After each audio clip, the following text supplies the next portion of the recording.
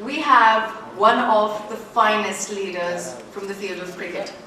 His name needs no introduction, but I'm sure his achievements definitely do a special mention. So, let me introduce him to you by asking you a couple of questions about him. Who is the single cricketer who has topped the individual score in first-class cricket with 501 runs and not out? Who is the only batsman to have got himself score 100, double 100, triple 100, quadruple? No, come on, give us a name. We've got to welcome him on this. And who owns the record of scoring the highest individual score in Test innings after scoring 400 not out against England? Alright then, for this one common answer for this extraordinary achiever and star cricketer, let's hear it from Mr. Brian Charles Lara.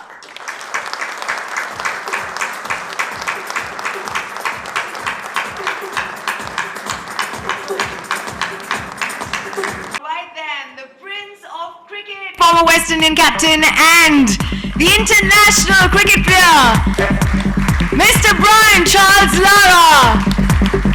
Thank you so much for gracing us this evening with your presence.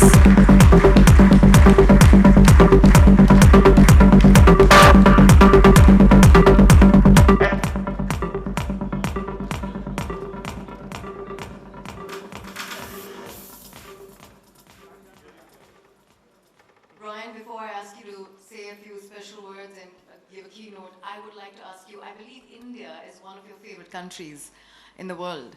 And I'd like you to share with us why is that?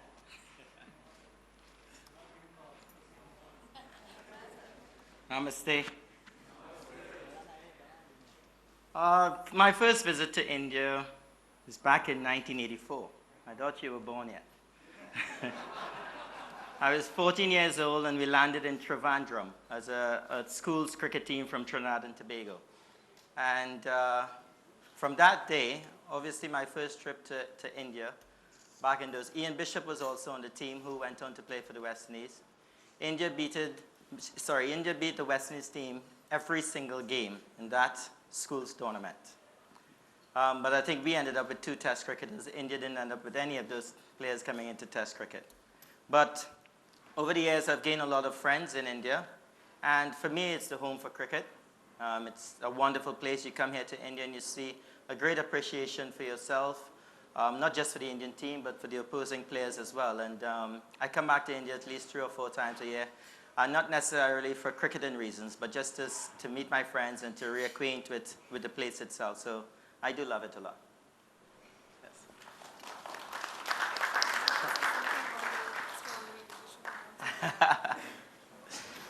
She's talking about my extraordinary leadership. I hope you guys didn't go on the net and check my stats as a leader because they're not that good. But what a wonderful place to be in India. And I can't start my conversation without talking about some of the great Indian leaders of the past. I remember listening on the radio back in Trinidad and Tobago. I was just 13 years old. And paltry total of, I don't know, anybody remembers that World Cup final? Yeah, not much runs at all. And the West Indies being as dominant as they were in the past, you would think, well, I didn't need to listen to this game. I went out into the streets to actually play, only to come back to see that Kapil Dev has led his team to a miraculous win, winning the World Cup in 1983. And I'm sure that did a lot for the country back then. Another one of my favorite individuals in India would be Dada, Saurav. And for me, one of the key periods in his life will definitely be his leadership against Australia in Australia. I think you drew that series with Tendulkar getting a double, I think in the last Test match. But I think his leadership over the years was something to be astonished. It was astonishing leadership and something to emulate. And he's definitely someone that I have a great respect for. I spoke just today to Dwayne Bravo, and I asked him about Dhoni, obviously playing with the same team in Chennai. And he said, Brian, one of the key things about Dhoni is he's a great listener. He's someone that would listen to his teammates. He sets goals, yes, but he encouraged everybody to make a contribution getting everyone to work towards achieving that team goal that maybe he developed or even another player developed. Another iconic person, and someone obviously I can't leave out at all, is my very good friend Sachin Tendulkar. Now Sachin and myself might not be the best leaders in terms of stats-wise, but what Sachin has done for cricket, not just in India, but all around the world, just by going out there and displaying his craftsmanship, his batting, is something that we cannot repay him for. Right now in Trinidad and Tobago, there are a lot of Sachin Bryans, and there are a lot of Brian Sachins, and there are a lot of Sachins alone. A lot of boys are being born Sachin alone. I question sometimes why, but he's someone that I have great respect for, and again, his contribution to, as I said, not just India, but to the world is something immeasurable, and we have to be very, very thankful for us. He sort of slows down in his cricketing career. I'm asked to speak about leadership. And as I said earlier on, stats is not in my favor. But it does not stop me from speaking about people who I think have shown great leadership. And even at times when I thought that leadership was the high point in whatever we were doing at the time when I was a captain of the West Indies cricket team. I don't know if, I'm seeing a lot of older heads here, I don't know if you guys remember in 1999, Courtney Walsh walking down the staircase with 6 runs to go. We were chasing 309 runs against Australia. And we got to 303, and Ambrose got out, and Courtney Walsh striding down the staircase, and every West Indian in that stand head went down, because Courtney has the most ducks in world cricket. And I went up to Courtney, I met him halfway, and I went up to him, and before I could say anything, Courtney said to me, "Skipper, I'm not getting out. I don't know about you." Well, Michael Holding, I remember, mentioned that this is a sight that no West Indian supporter would like to see. Courtney Walsh stride into the wicket. But before I get to the result of that match, I must talk a little bit about Courtney Walsh. And I really want you to understand how much of an individual this man is and how much respect I have for him as not just a cricketer, but a leader and a West Indian. I will point out a few occasions. In 1992, South Africa was playing their first test match after their re-entry, after the apartheid system. And you know what that meant. I mean, playing against the West Indies, in the West Indies, their first test match, I'm almost sure that half of South Africa was supporting the West Indies. And on the last day of that match, South Africa was chasing 140 and they were already 40 for 1, cruising to victory. And the West Indian public was already on our backs. This cannot happen. And the evening before, we had our meeting. And a meeting that normally lasts about an hour lasted 5 minutes. Courtney stood up and he said to Richie Richardson, the captain, "Put the ball in our hands, and if we have to lose the game, we would lose it with ball in our hands." Well, South Africa only got another 40 runs before Courtney and Curtly Ambrose destroyed them, giving us a much-needed victory. In 1993, we were in Australia, and Australia won the second test match in Melbourne. And by the time we got to the fourth test match, we were still 1-0 down. And Australia had 1 run with 1 wicket in hand to win the fourth test match, to win the series. Courtney Walsh went up to Richie Richardson and he said, "Give me the ball." I was at first slip, my hands were sweating, hoping that that ball don't come to me. And Courtney Walsh went up, bowled a short ball to Craig McDermott, who gloved it to the wicketkeeper, and the West Indies won the test match by 1 run. Went on to win the last test match to win the series 2-1. Before that, we have not lost a test series in 12 years, so you know what that meant to us. In 1996, Courtney Walsh became the captain of the West Indies team. And I remember very vividly in New Zealand, we were playing in Wellington. And in Wellington, there's a stiff breeze from one end that is disadvantageous for one bowler and advantageous for the other. Courtney Walsh was the captain of the team and obviously our best bowler. Marked his run up, at the disadvantageous end and bowl from 10 a.m. in the morning till lunch. While where the wind was going with the bowlers, we had 3 bowling changes. One more occasion that I must mention about Courtney Walsh, and it has to do with the series against Australia that I just spoke about when he was walking out to bat. I was the captain of that team, and before that famous test match in Barbados, I was put on probation for 2 test matches in the series, and we lost the first one convincingly, making 51 in the 4th innings in Trinidad and Tobago. And we got to Jamaica. I just replaced Courtney Walsh, remember that? And he's Jamaican. I remember being at the airport, and when you're at the airport, the porters come grab your bags because, you know, I think the cricket board gives them some money. So you get your bag off the conveyor belt, you put the trolley there, and then you head into the bus, and everybody's bag on the bus. I looked out of the bus window, and I saw my cricket bag and my suitcase on the ground. There were only 2 left. I walked out of the bus, put my bags on the bus, just to tell you the treatment that they had for me waiting in Jamaica. Got to the cricket ground and walked out with Steve Waugh to take the toss, and the crowd booed. I lost the toss, and to add insult to injury, Steve Waugh said he's going to bat. Obviously, as a captain, you know, you walk about 5 yards in front of the players. I was a little bit worried about walking 5 yards in front of my players during that match in Jamaica. And as leaving the gate, Courtney Walsh put his hand around my shoulder and walked out with me. I can feel that all the red striped beer bottles go back onto the ground because I was sure something was going to hit me in the back of my head. But getting back to that match in Barbados, Courtney Walsh came out and he blocked 5 deliveries. And we went on to win that match by 1 wicket. And it was the most memorable test match, and I think Wisden has it as one of the best test matches that ever played.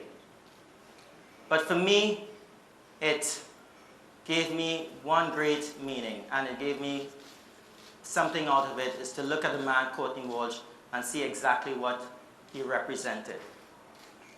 Now, going back to that game against South Africa, back in 1992, I want to know how many of us in here, you know, would look at their leader in their group and look at him and say, give me the responsibility.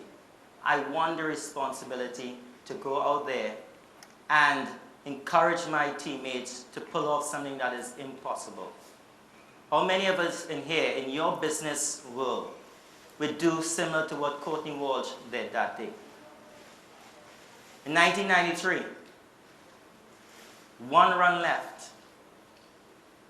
How many of us in here are going to look at our leader in our group and say, your back's against the wall, you know that you can't be considered to be the one that failed, and you look at your leader and you said, give me the opportunity to take us out of this situation that we are in?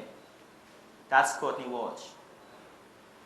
And I know that we have leaders in here, so when I talk about Wellington and bowling against the wind, we have a lot of leaders, and when you're a leader, you're entitled because you've worked pretty hard. You're entitled to do as you please. You're entitled to bat wherever you want to bat, bowl whenever you want to bowl, and in your field, you know, delegate instructions.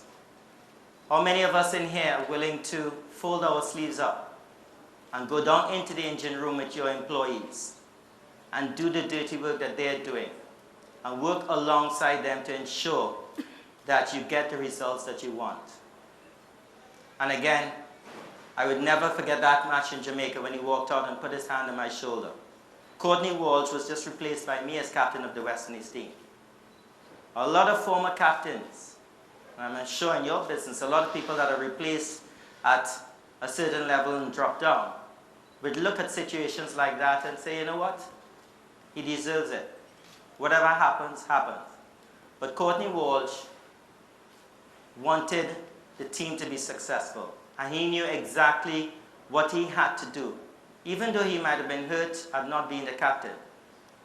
But that, for me, are the qualities of a true leader. Someone who not necessarily who's wearing the captain armband, but someone who knows their responsibility at all different levels. And Courtney Walsh is someone that I will have full praise for and who I consider to be a true leader. His stats does not show that as captain. Tactically, he might not have been the best, but in terms of a character trait as a leader, he is someone that I would love to see a lot of us in this room emulate. My success as an individual in the sporting arena had many key pillars, and I would like to share some with you and hope that it resonates some thoughts and create some sort of discussion in the future. First of all, I had a dream. And I went out there and I fulfilled my dream. I made my dream my work. I was not blessed with the best 10 players in the world. I grew up at the time when the West Indies was on decline. But I embraced my responsibilities and I played to the best of my ability. And I suppose in your field, especially in times like this, where economically the world is a bit of on a downturn for the last 6 or 7 years, that things might not be going for the best. But I believe embracing your time and ensuring that you do the best that you can is all that you could be responsible for. Challenge. I love the challenge. Absolutely love the challenge. When the score was 300 for 2, I didn't like to bat. I like to bat at 20 for 3, where the opposition tail is up and I'm going out there, my back is against the wall. I relish those occasions. And in business, I'm almost sure that there is the same sort of scenarios that create itself. And sometimes you want to run away from those situations. You rather it being nice and rosy. But I believe when you can show true character under adverse situations is when you really become a true man. Self-motivation. Motivation it's a big word. It's really the genesis and the catalyst for us doing things that we really thought we could not do. I read somewhere where they said that motivation gets us started. Habit keeps us going. I personally would like to change that around. I believe that habit got me started, but motivation kept me going all the time. And I hope that's the same in this room, where you feel motivated every single time you get up. It's a habit to get up every single morning, and you have to shower and put on that tie and get to work. I hope that everyone here has that motivation to go out there and keep working. And last but not least, team spirit and teamwork. One of the things that a lot of the media and people take a go at me as I say that a lot of my success has been individual. How wrong could that be? My biggest motivation in my life has been my teammates. Playing within a team is what motivated me. Okay, my performances might have led to individual praise and individual fame, but for me, playing within a team was the most important. It was the best thing that had ever happened to me. And I'm showing here today that we have team leaders, we have teammates, we have people who are working together, who have to motivate others and who have to be motivated themselves. I believe that a team is the sum of its individuals, and each individual here is very much dependent on each other. I hope that there is that team spirit and there's that team camaraderie in here. I know in front of me there are brilliant businessmen, top CIOs, and sometimes I wonder why I'm sometimes on this stage, not with a bat in my hand and white clothes, an arena that I'm more comfortable with. But I must say that sharing my thoughts with you, because most of my game has been off the field. I believe that my talent is maybe 10 or 20% of what actually made me successful. My mental strength, being motivated, being in a team environment, and understanding the game sport, understanding the game cricket was the key things to me. Ladies and gentlemen, I hope that my few stories have enlightened you a bit. I've enjoyed this. I just came out from a very long flight from England to be here in India, and I'm back off in a couple hours.